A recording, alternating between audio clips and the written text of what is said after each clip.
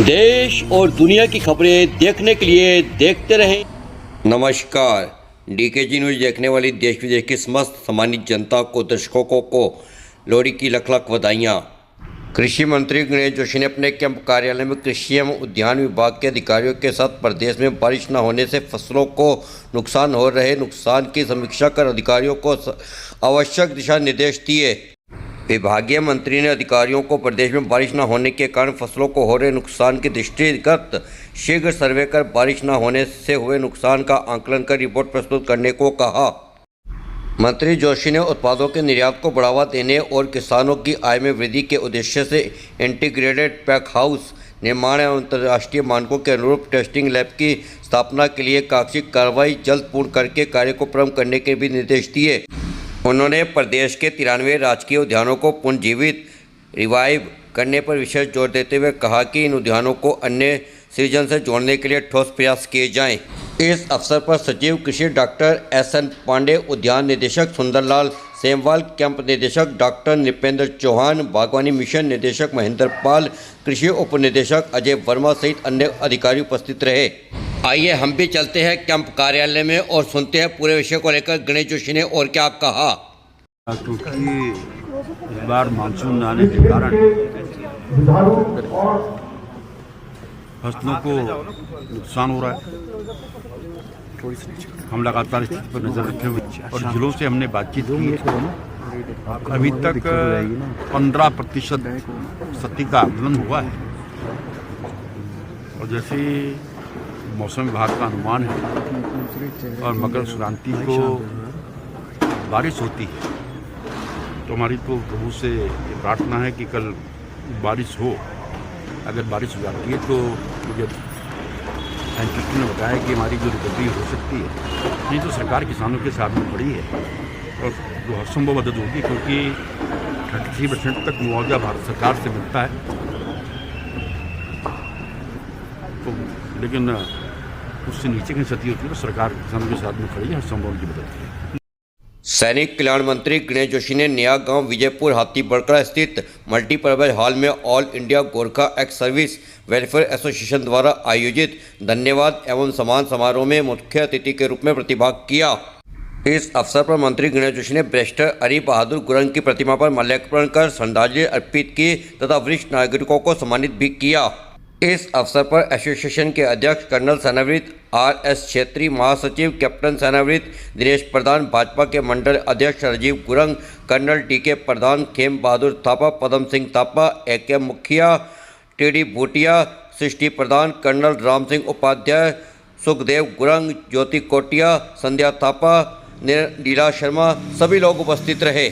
आइए सीधा चलते हैं कार्यक्रम स्थल पर और सुनते हैं संबोधित करते हुए गणेश जोशी ने क्या कहा।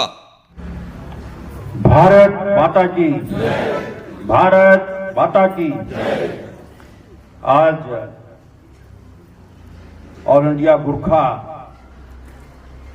वेलफेयर एसोसिएशन द्वारा आयोजित गोरखा को 75 वर्ष पूरे होने पर मैं शुभकामनाएं देता हूं, बधाई देता हूं।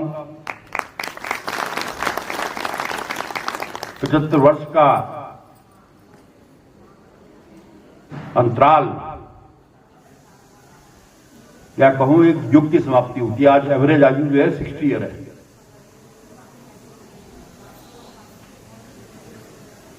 सत्तर वर्ष इस संस्था को हुए और मैं कई वर्षों से इस संस्था में आ रहा हूं। आज तब से मैं इस संस्था से जुड़ा हूं और मैंने देखा ये संस्था समाज सेवा के क्षेत्र में समाज का हमारी वरिष्ठ नेत्री छोड़। अगर आपने मुझे विधायक नहीं बनाया होता, आपने मुझे मंत्री नहीं बनाया होता तो क्या मैं कर पाता? तो प्रभु इसका श्रेय भी जाता है। तो से ही कोई पूरे सैनिक का नॉमिनेशन इस नगर निगम में हम करेंगे। जो भी नाम आप प्रेषित करेंगे, आभार। ठीक है मेरा। जय उत्तराखंड।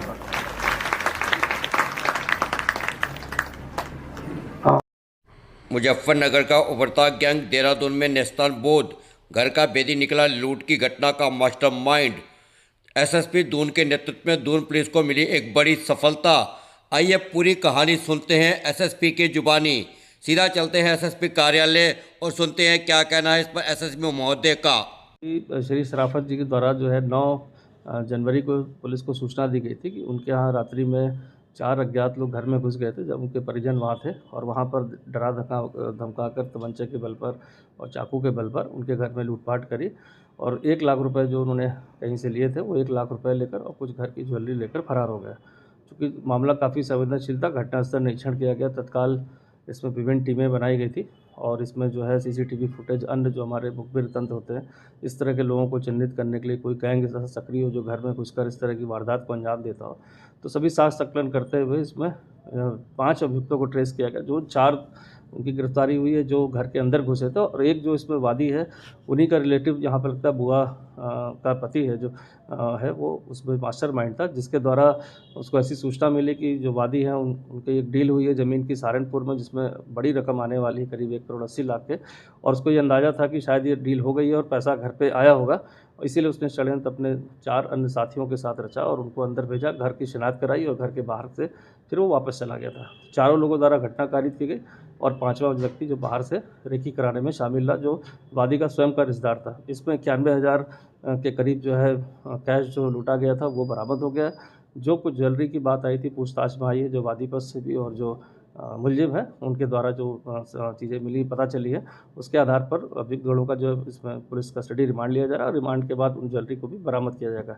अभी 5 अभियुक्तों को न्यायिक हिरासत में भेजने के लिए कोर्ट में पेश किया गया है।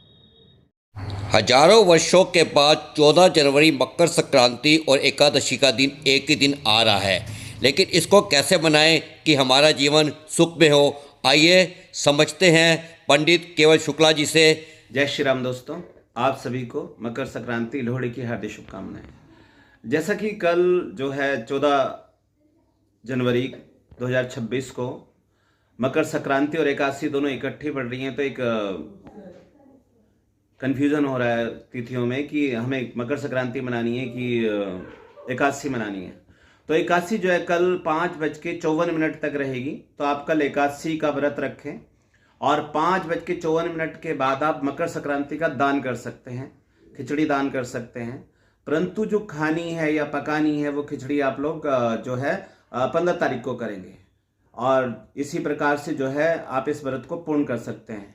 जैसा कि 14 तारीख को एकादशी करें, 5:54 के बाद शाम को द्वादशी लग जाएगी, तो आप उसमें जो है खिचड़ी दान कर सकते हैं और खिचड़ी दान करने के बाद अगले दिन आप इसे पका सकते हैं, खा सकते हैं और अन्न के रूप में इस कार्य को कर सकते हैं। एक बार पुनः आपको हार्दिक शुभकामनाएं मकर संक्रांति की, लोहड़ी की। जय श्री राम।